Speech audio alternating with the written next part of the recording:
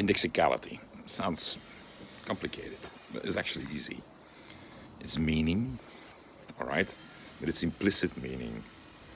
It's meaning that we don't say, but we express, all right? We don't write, but we express, right? Now, in order to understand it concretely, we need to understand what the index is. Your index is this. It's your pointing finger. So it points. Indexicality is a thing that points away from what you say to the context in which it fits. All right? And it makes particular sense in a context. For instance, in that context, you can call your best friend an asshole.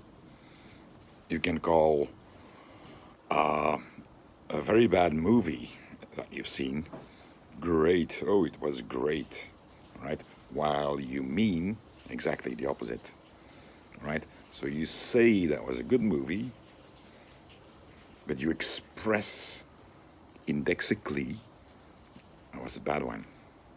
Keep that in mind, because whenever we communicate, we produce vastly more indexicality than we produce the sort of meaning that we find in like a dictionary or a vocabulary, right?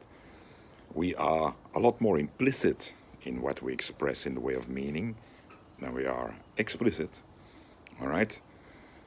And very often what we say explicitly is implicitly denied by the real strong indexicality of what we're trying to communicate to other people.